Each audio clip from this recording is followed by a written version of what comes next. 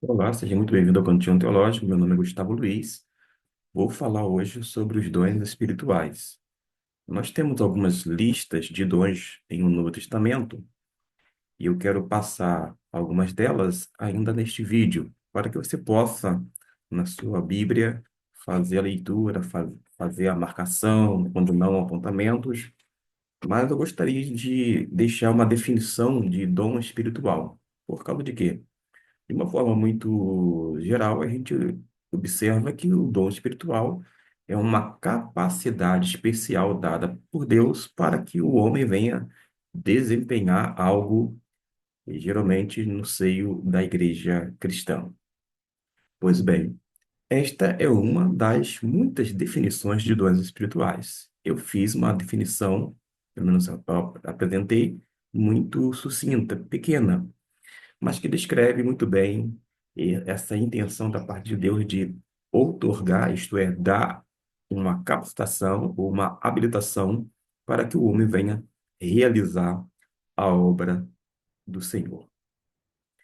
Em Romanos capítulo 12, nós temos a partir, vou deixar aqui projetado para você, eh,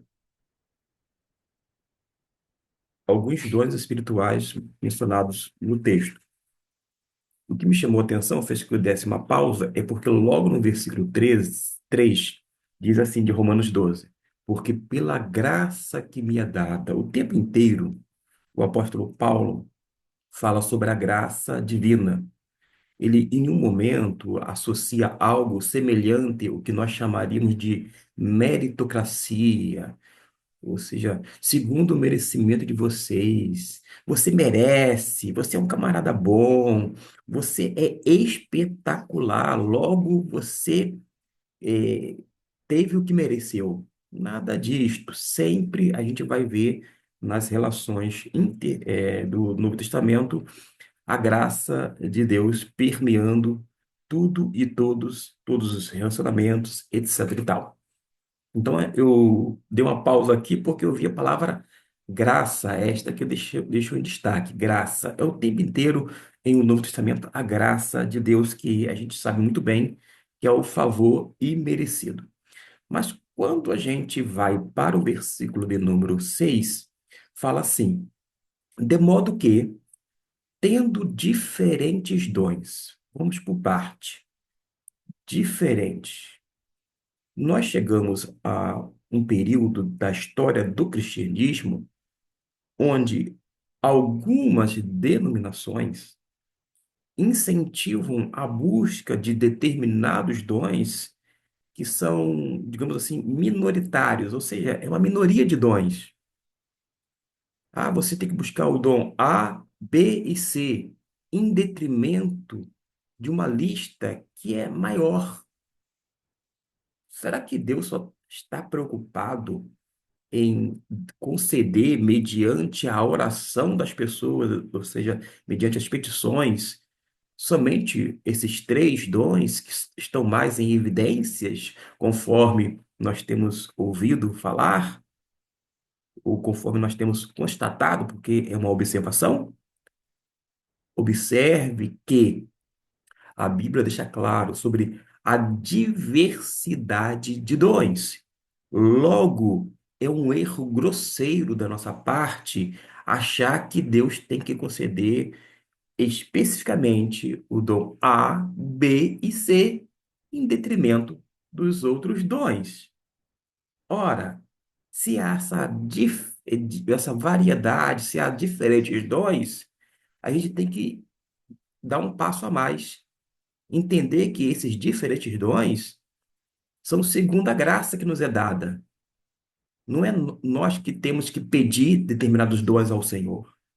Pelo contrário, nós recebemos um ou mais dons espirituais. A gente não arranca de Deus um dom através de uma petição, isto é, de uma oração.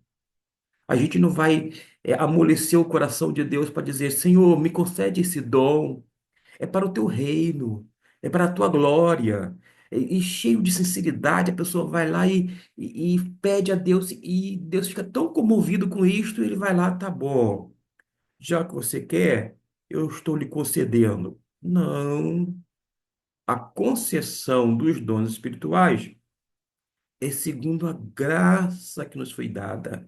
E a graça anula qualquer conquista, qualquer apropriação da parte do homem. O homem não consegue um determinado dom. Ah, eu consegui por meio da oração. Não, não, não, não, não, não, não. Aprenda de uma vez por todas. É Deus que concede os dons segundo a sua graça. A gente tem outros textos que mostram que é de acordo com a soberania dele, logo não está envolvido nenhum tipo de petição. Alguém vai dizer, ah, mas tem um texto na Bíblia que diz assim, assim, assado. É porque você não entendeu direito. Se você entender, você vai, convenhamos, dar a mão à palmatória e reconhecer que os dons da parte de Deus é segundo a graça que nos é dada. Logo, você não recebe por nenhum tipo de mérito, tampouco utilizando algum expediente humano, tipo, ah, eu vou fazer jejum, eu vou me humilhar diante de Deus, eu vou orar em submissão, eu vou clamar, eu vou com toda sinceridade aos pés de Cristo e ficar ali, Senhor, me dá esse dom para te servir, me dá, por favor, senão eu morro. Ora, não é nesse naipe, não é nesse sentido que a outorga dos dons espirituais, pelo contrário, é segundo a graça que nos é dada, isto é, sem um resquício de meritocracia, de merecimento, inclusive de oportunismo. Tem muitos crentes oportunistas. Mas a gente vai ver alguns dons, como profecia, seja ela segundo a medida da fé. Note que a profecia, no contexto evangélico brasileiro, quando não mundial, ganhou uma dimensão como se fosse simplesmente falar sobre o futuro. A profecia bíblica, tanto no Antigo quanto no Novo Testamento, pode conter, sim, aquela predição, esse elemento futurista, mas, essencialmente falando, a questão toda é a proclamação da palavra de Deus. Repito, que pode conter uma predição do futuro, porém a essência é a anunciação da palavra de Deus. Uma característica do profeta do Antigo Testamento é dizer: assim diz o Senhor, o que é bem diferente do que tem ocorrido nos dias atuais. Nos dias atuais, a gente observa que as pessoas falam assim: eis que eu sou o Senhor teu Deus e te falo. Ai de ti se fizer isto ou aquilo outro, e vai entregando lá a mensagem. O que que a gente observa nesta ação? E como fenômeno, a gente passa a observar isto. Há o que a gente chama de substituição do ego humano pelo ego divino.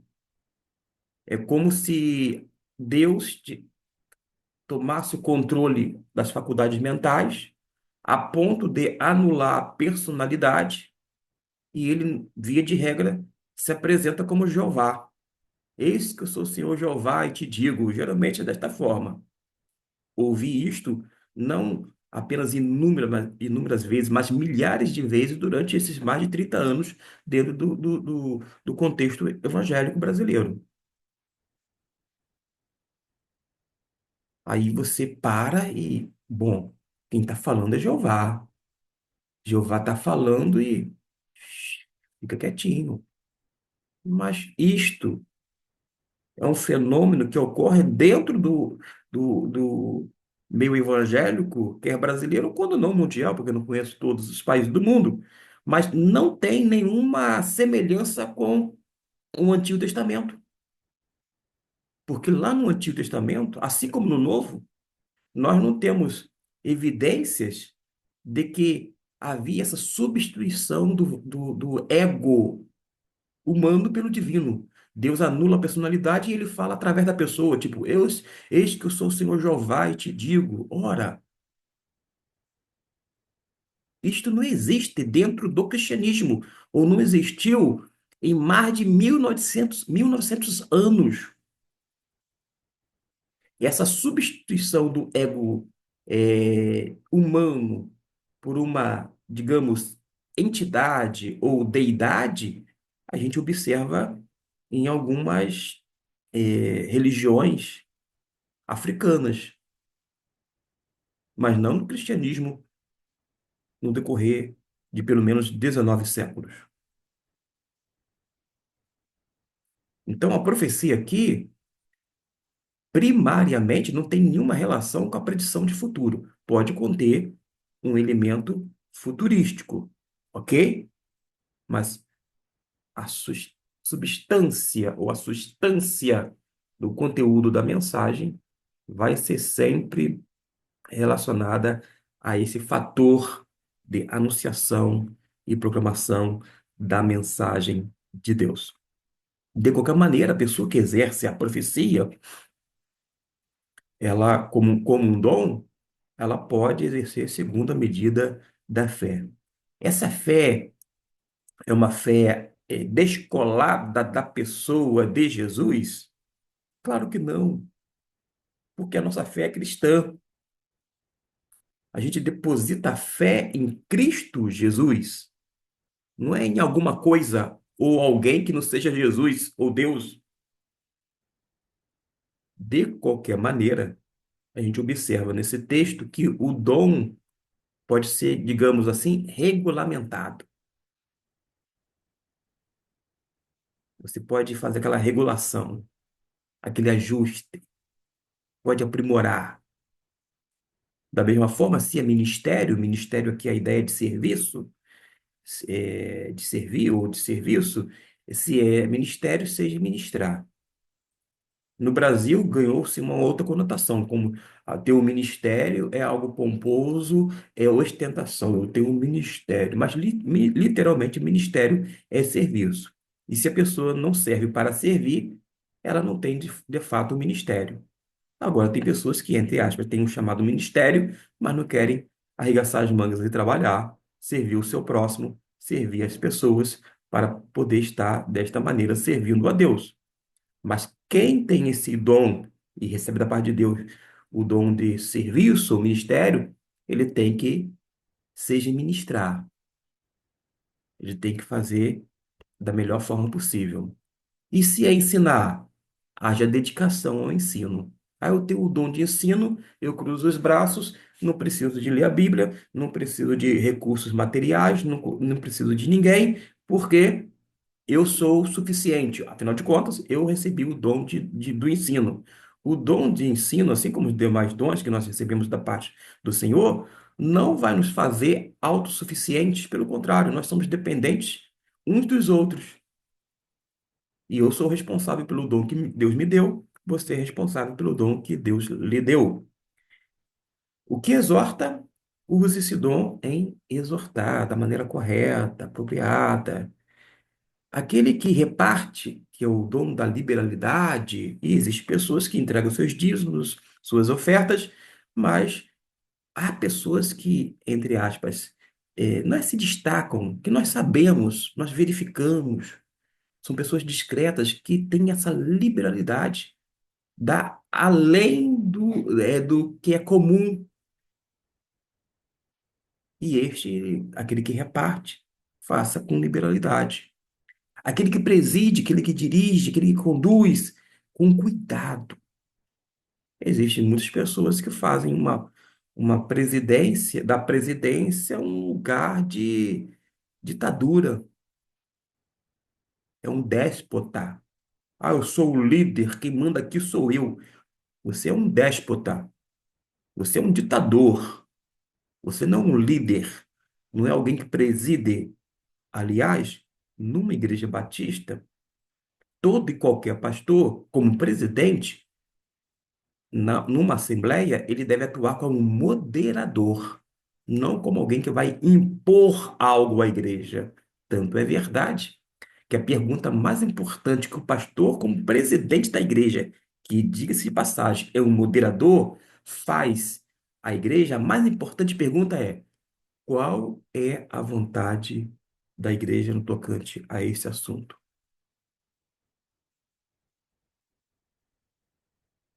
Prossigo aqui: o que exercita a misericórdia com alegria.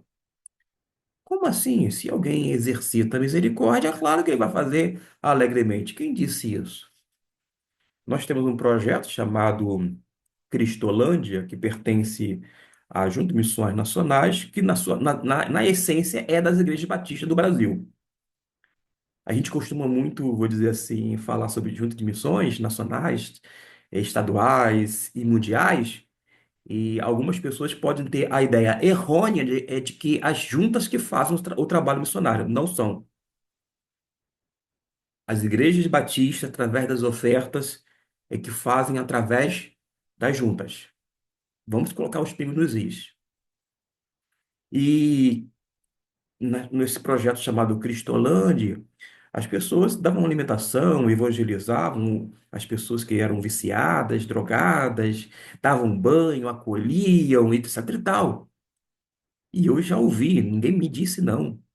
Eu já ouvi camarada depois reclamando: poxa vida, durante tanto tempo eu tive lá, eu pegava aquele camarada sujo-esmundo, fedendo, eu dava banho, e etc e tal. E por que esse discurso bem gritante e um disparate em relação àquilo que ele fazia? É porque ele não foi em algum momento reconhecido. Ele buscava o reconhecimento, entre aspas. Aí, de repente, um líder não massageou o ego dele, não o elogiou de repente, no momento que ele esperava, e ele achou que aquilo, tudo que ele fez não tinha valor. Afinal de contas, ele não suportava aquele tipo de gente suja, fedendo, e tinha que dar banho, que nojeira. Mas na hora ele fazia tudo aquilo ali, mas não exercia aquele ato de misericórdia com alegria. Porque a gente tem que entender, quer como pastor, quer como diácono ou diaconisa, quer como membro de uma igreja, quer alguém que desempenha um ministério específico no campo missionário ou em alguns campos como áreas como capelania prisional, capelania hospitalar, capelania escolar, etc e tal. A gente não deve buscar o reconhecimento. A gente tem que fazer as coisas porque a gente está fazendo para Deus ou para Jesus. Fazer as coisas não esperando algo em troca,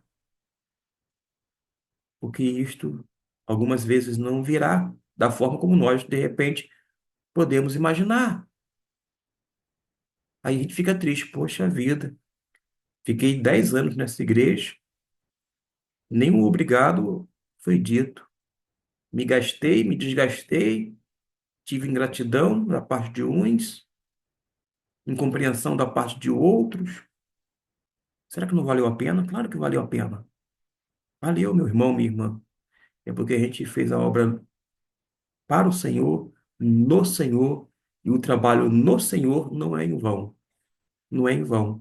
Desta forma, aquele que exercita a misericórdia, ele tem que fazer com alegria. Esta porção de texto bíblico, do versículo 6 até o 8, é a primeira lista de dons espirituais que nós temos. De uma forma didática, o resumo: os dons são diferentes, não são alguns poucos. Algumas pessoas nos dias atuais fala-se muito no chamado dom de línguas, dom de curas, profecias, e coloca aí por tabela a revelação. E fica nesses três ou quatro. Eu não vou nem agora entrar no conceito desses dons, mas apenas dizer que a Bíblia fala sobre uma variedade de dons, uma diversidade de dons espirituais. E esse texto começou dizendo: tendo diferentes dons, não, não são tendo iguais dons ou dons iguais. Pelo contrário, diferentes dons. Segundo o quê? Segundo a graça. Esse favor é merecido da parte de Deus. E se é segundo a graça, ainda que você fique gemendo diante de Deus com toda a sinceridade, com toda a sua alma, Deus que já lhe outorgou o dom espiritual que ele achou necessário, segundo o favor dele, que é a graça, você pode gemer, espernear, etc e tal, ele não vai automaticamente conceder por causa disto, porque a concessão dos dons ou do dom, porque cada um tem pelo menos um dom espiritual, recebe um ou mais dons, vai depender de Deus, não de nós mesmos, mas a gente vai observar que a gente não arranca isso de Deus, não. A gente não conquista. A competência da concessão dos dons é divina, está em outra alçada. A esfera é outra. Ah, se dependesse da esfera municipal, eu ia lá na Câmara dos Vereadores e pediria para que fizesse uma lei determinando para que Deus viesse me conceder tal dom, mas eu só quero esse dom. Eu não quero o dom da misericórdia. Deus me livre. Ficar exercendo a misericórdia com alegria? Eu muito menos quero esse dom aqui de repartir. Eu consegui as coisas com o meu sacrifício. Eu vou querer repartir com liberalidade.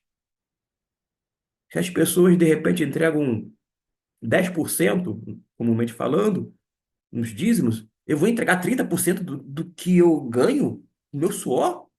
Jamais. Tá louco? Ninguém pede a Deus o dom da misericórdia. Ninguém fica pedindo a Deus o dom de repartir. Ninguém fica pedindo a Deus o dom de ministério no sentido de servir, Senhor, me dá que eu possa servir. E as oportunidades são várias. Aproveita, arregaça as mangas, vai lá trabalhar, rapaz. Mas as pessoas querem, eu vou dizer assim, alguns dons que, dependendo do contexto, do arraial religioso, da sua matizes, das suas matizes religiosas, vai lhe conferir status. É porque se eu tiver esse dom, eu vou poder ser diácono na igreja quando não um presbítero. Porque se eu não tenho esse dom, a minha denominação diz que eu não posso exercer tal ministério ou tal função. Que coisa triste, né? Coisa estranha a Bíblia, né?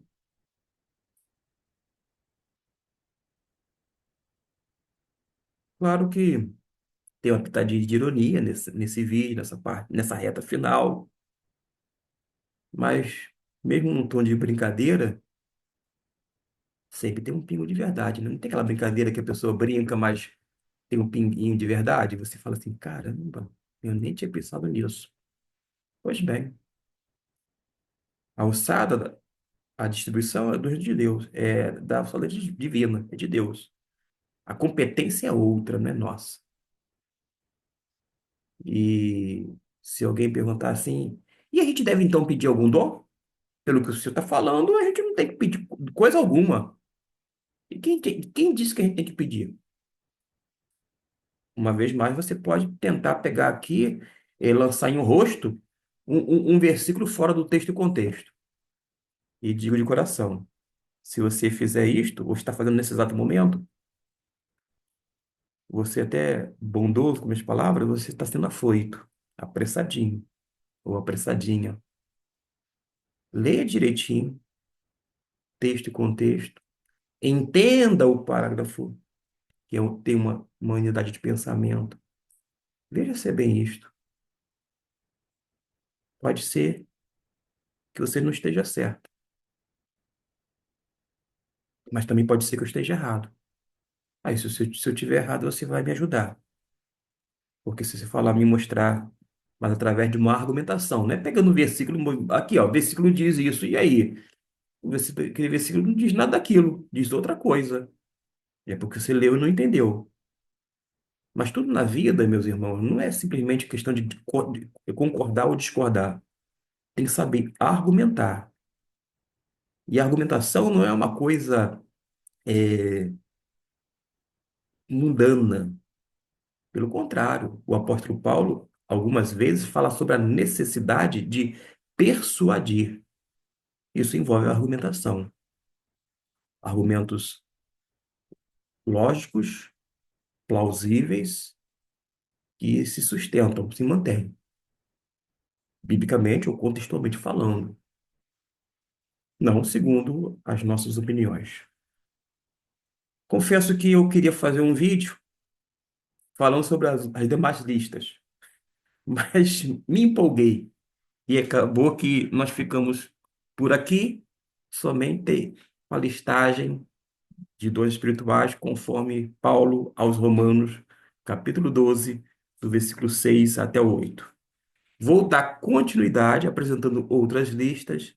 Nesse meio tempo, com relação a este conteúdo, ficou com dúvida? Deixe no comentário.